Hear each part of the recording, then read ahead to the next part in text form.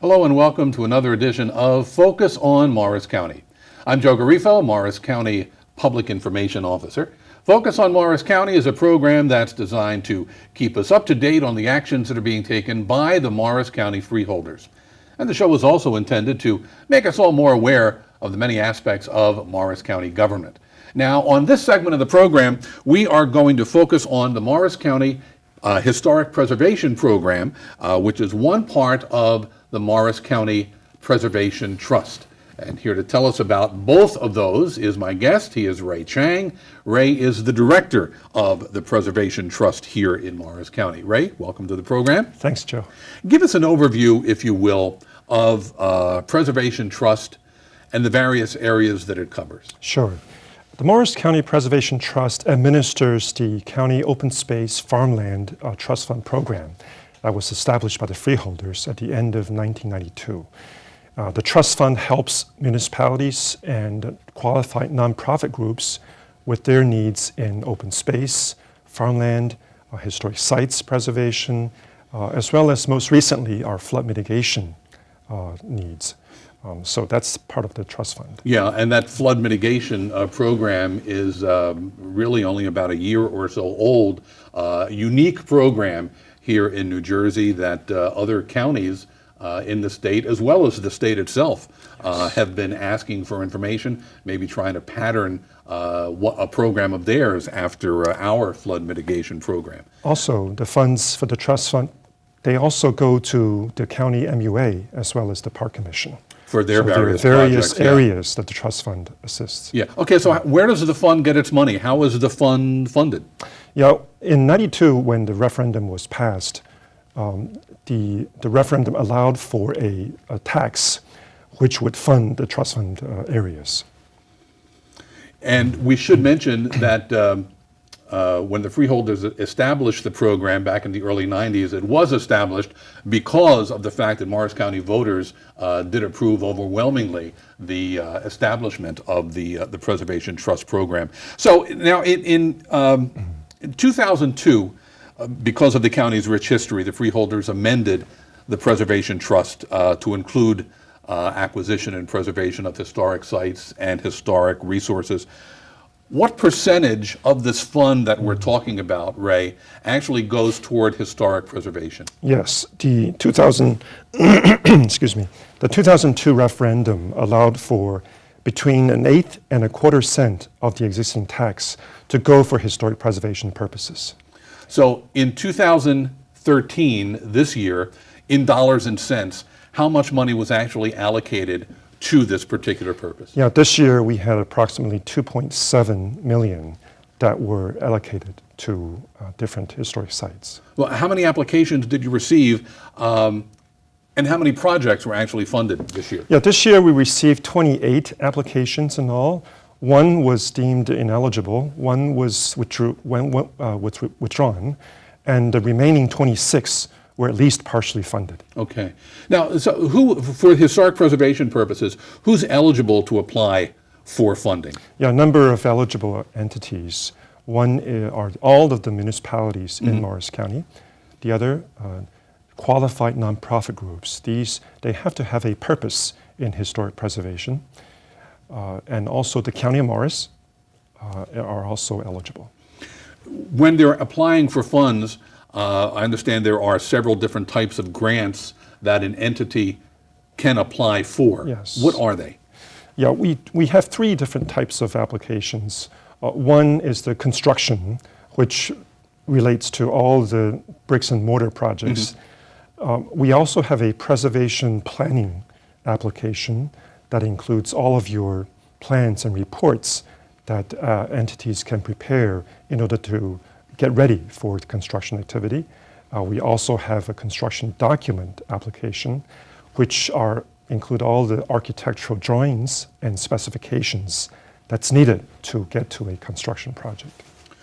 What will a grant not fund, if that's the proper way of asking that particular question. No, we don't fund, for example, reconstruction. And we also don't fund any administrative or costs, as well as interpretive activities, such as signs or displays. Take us, Ray, take us through the application process, if you will. What happens once an entity applies, and I assume they apply to the Preservation Trust? What happens after an application is received? Yeah, we prepared the applications for the review of a freeholder-appointed review board. And for about a month's time, they would visit all of the sites. They would listen to applicant presentations. And at the end, they would make their recommendations to the freeholders. Now, we're going to show you 3 or 4 examples of projects that were funded this year by the Historic Preservation Trust Fund. The first one that I believe we're going to see is Willow Hall. Ray, what can you tell us about Willow Hall? Yes, this Willow Hall in Morristown, it was constructed in 1848 by George Vail, who financed the perfection of the telegraph at the Speedwell Iron Works across the street from Willow Hall. It's an example of a Gothic revival cottage, likely based upon the pattern book architecture of Andrew Jackson Downing. And it's built of local purple pudding stones, very obvious when you drive by and see. It's a contributing resource in the Morristown Multiple Resource Area, National Register listed. It's also individually listed on the New Jersey Register of Historic Places. The grant is for $135,080, and it'll assist with replacing the slate roof. Do you know, can you tell me who actually received the grant? Who was the, the application submitted by? The recipient of the grant is the Passaic River Coalition, and Willow Hall is in fact the headquarters of the group. Okay. Yes. Another project that we're going to see that received funding in 2013 is the Free Public Library in Rockaway Borough. What can you tell us about this? Yes. This is the Joseph Jackson House, now the Rockaway Borough Free Public Library, likely constructed between 1800 and 1829 by Stephen Jackson, who was a member of General George Washington's bodyguard. The building is individually listed on the New Jersey and National Registers. The grant is for $23,880, and it'll assist with completion of a preservation plan that will lay out the future direction for preservation. And this will cover the exterior envelope of the building to include code review, structural systems evaluation, as well as a paint analysis. Okay. This project or resource, I guess, this next one that we're going to see is an interesting one, at least to me it is. It is a fire truck, and if I have the name correctly, it is the Aaron's Fox P4 fire truck. Yes. What about this, Ray? Yeah, this is certainly unusual. Most of our sites in the program are historic buildings and structures, but this is a fire truck, and in Madison, originally purchased and donated to the Borough of Madison in 1921 by Geraldine Rockefeller Dodge. There are only 3 remaining examples of this model, although 9 were originally constructed. In the fire truck, it represents significantly the transition in firefighting history from the bucket brigades to the continuous stream firefighting. And I think many folks in Madison are very proud of that. The fire truck is eligible for listing on the New Jersey registers, and the grant is for $75,000 going toward acquisition of the fire truck, with the borough providing the 50% match. Okay. And the final project that we're actually going to see today out of all of those that were funded in 2013 is the Mount Kemble home. What about this, Ray? Yeah, this is this is in Morristown, constructed circa 1826 in the federal style, and later was remodeled in the 1880 and expanded in 1905. That introduced different architectural elements, such as Carpenter Gothic, stick, and colonial revival elements. It was founded as the home for destitute women, and it remains a home for elderly ladies. The building is a contributing resource in the Morristown Historic District extension, and the grant is for $40,416. That'll assist with completion of a preservation plan. So that'll include code review, structural and systems evaluation. Now, I believe for the Madison project, for the fire truck, you mentioned something about the borough of Madison actually matching the grant. Is that a requirement? Does an entity that receives a historic preservation grant have to match the grant? Yes, there is a matching requirement. For most projects, including our construction projects, the matching requirement is 20%. So the applicant comes up with a 20% match. For non-construction projects that are less than $5,000, there's no match. So the county would pay for the entire. But for acquisition projects, it's 50% matching. Okay. Now, I'm curious, Ray, since this program began, the historic preservation portion of the Preservation Trust, how many sites in how many towns throughout Morris County have received grants? Yeah, altogether, since the beginning of the program, we have funded 80 historic sites and resources throughout 32 towns in the county. And that's amazing. I think that just goes to further demonstrate the rich history that Morris County and just about each one of the 39 towns has here in the county. Now, the staff of the Department of Planning and Development, you're a part of that staff. Are you and the staff available throughout the course of the year to assist an entity or a government with the application to answer any of their questions? Do you folks help them in any way? Oh, definitely. And people can come to us with questions on the application. We also have a application workshop at the end of January so that people can come and know more about the program. Give us some contact information, Ray. Sure. Telephone number for the Preservation Trust, and I know you have a couple of websites too. Yes. Well, my email is rchang.co.morris.nj.us, and our address is the Morris County Preservation Trust at the Morris County Department of Planning and Development, 30 Schuyler Place, P.O. Box 900, Morristown, New Jersey, 07963-0900. And our phone number, 973-829-8120. And the websites that I mentioned, you can also get more information from the Planning and Development website, which is morrisplanning.org, and also from the Preservation Trust website, which is morrispreservation.org. Ray Chang, I want to thank you very much for being with us and shedding some light on the historic preservation aspect of the Morris County Preservation Trust. Now, if you have a question about Morris County government that you would like to have answered, you can call the Morris County Freeholders Office at 973-285-6010. And don't forget to visit the county governments online, morriscountynj.gov. And while you're there, why don't you sign up for the county's electronic newsletter, which is Morris County Connections.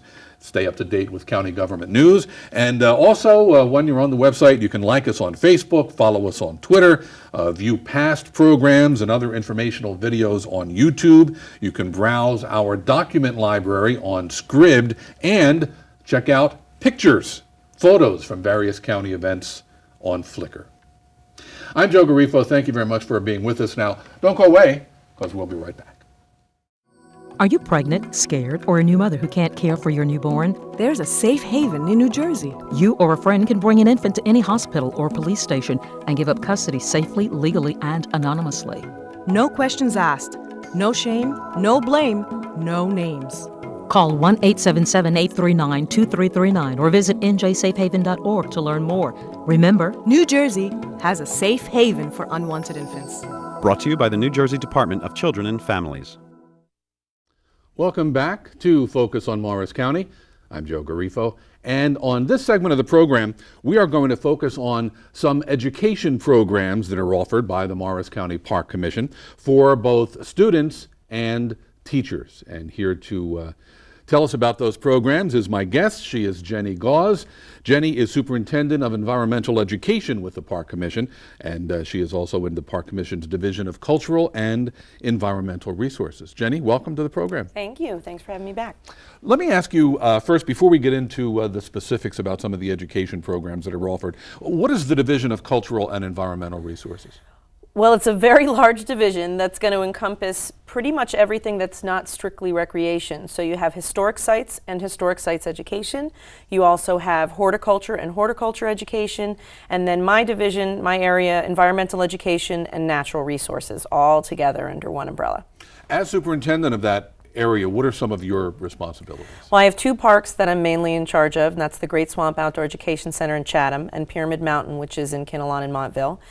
We do all kinds of educational programs year-round. We probably get about 5,000 school children that come through.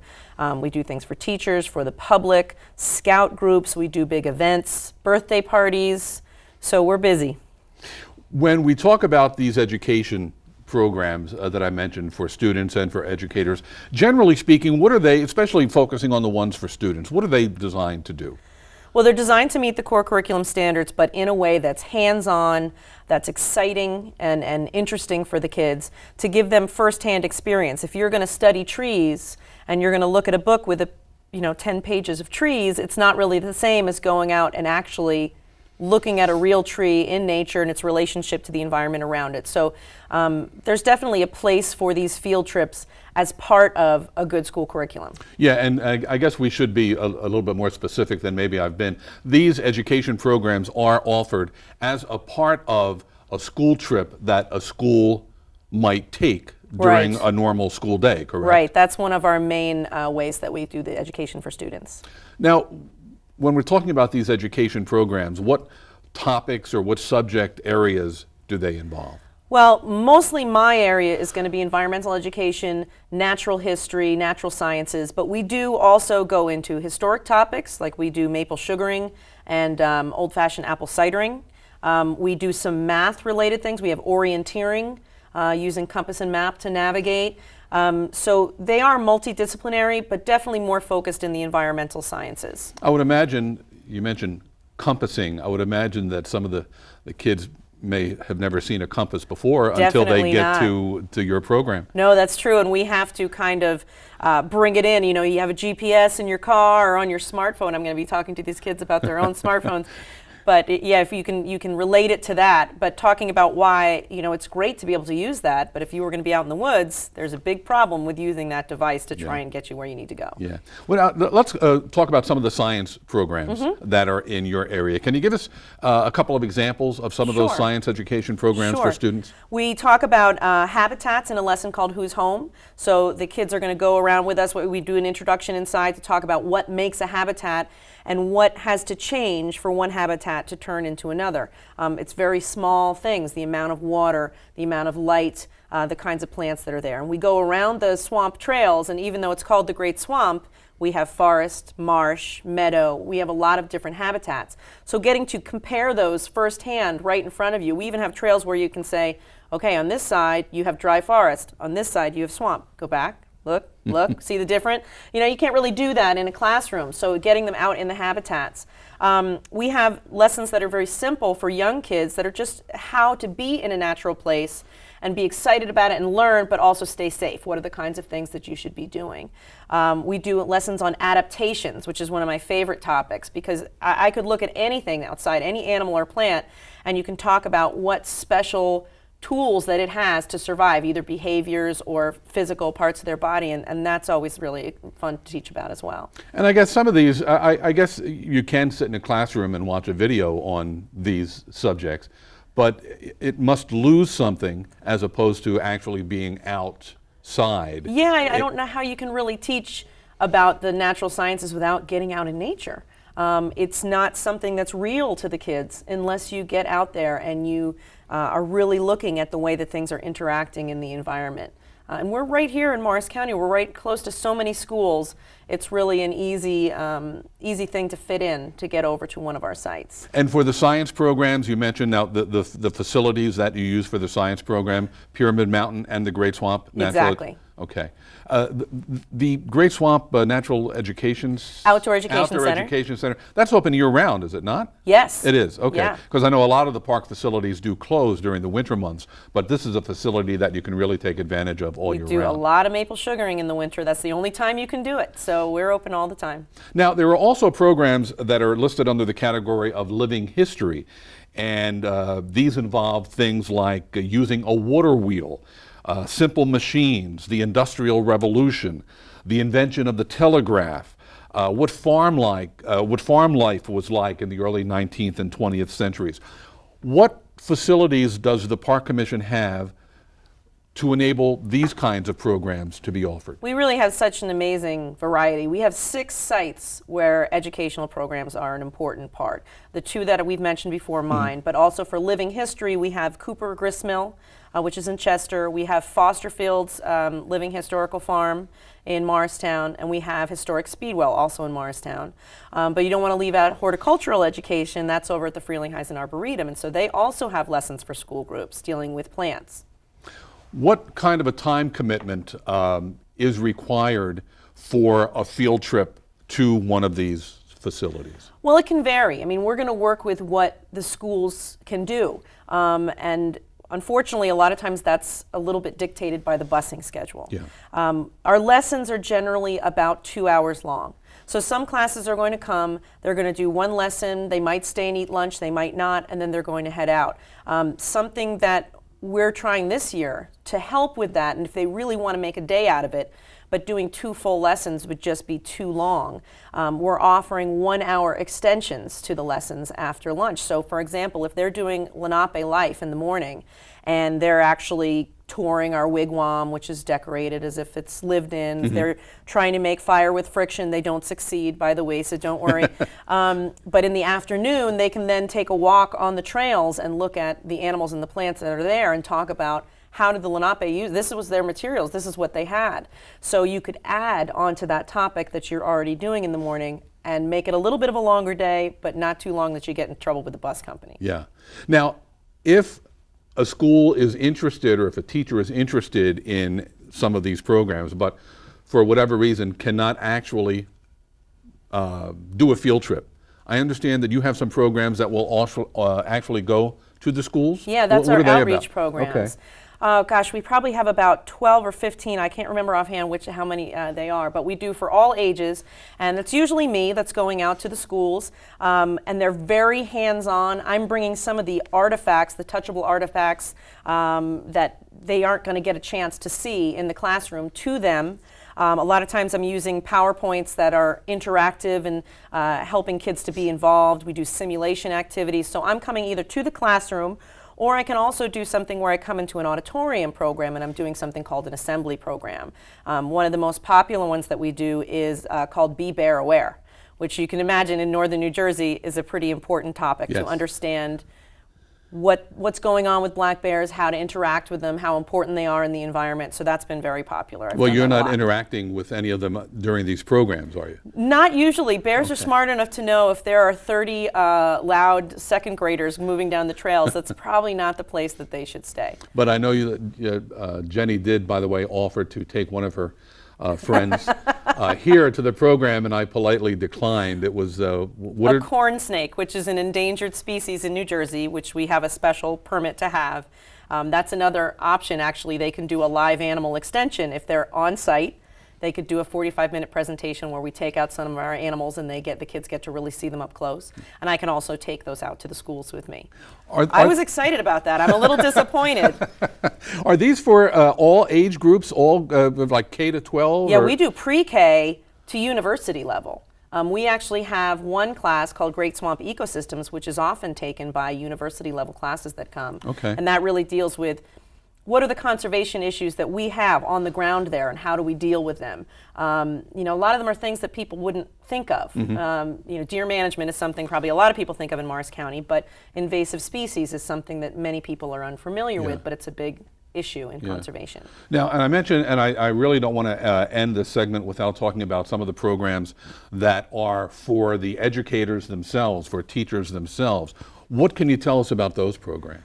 Well, We want, number one, we'd love people to come to our sites. If they can't come to our sites, we'd go to them. But what if they can't do either of those things? It's still so important to us that these quality lessons are getting to the kids. So you train the teachers. We're one of the main providers of professional development and environmental education in the state. We provide all the major curriculums. Anybody who's a teacher has probably heard of Project Wild, Project Wet, Project Learning Tree. We do programs that are about starting a schoolyard garden or habitat.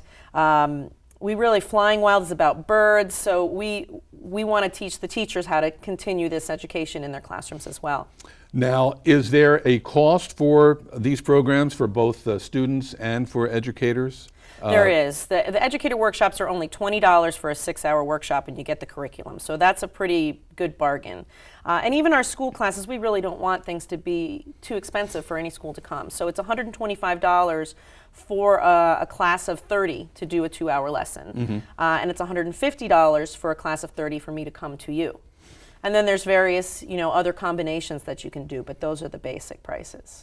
And if you would like more information about any one of these programs that are offered for students and for educators, you can reach out to Jenny, and I'll give you some contact information if you don't mind, Jenny, if anyone wanted more information. Again, Jenny is the Superintendent of Environmental Education with the Morris County Park Commission, and you can reach her at 973-635-6629. You can also reach her by email at jgauze@morrisparks.net. And you can find a lot of detailed information about any one of these programs by accessing the Morris County Park Commission website, and that is morrisparks.net. Jenny Gauze, I want to thank you very much for being with us today. Thanks for having me. Now, if you have a question about county government that you would like to have answered, you can call the Morris County Freeholders Office at 973-285-6010.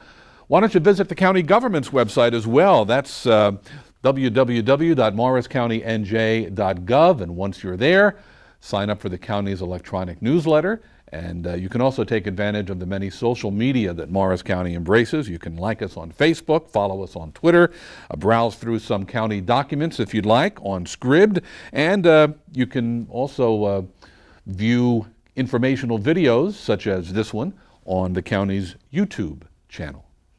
I'm Joe Garifo. Thank you very much for being with us. Tune in again next week at this time, won't you, for another edition of Focus on Morris County.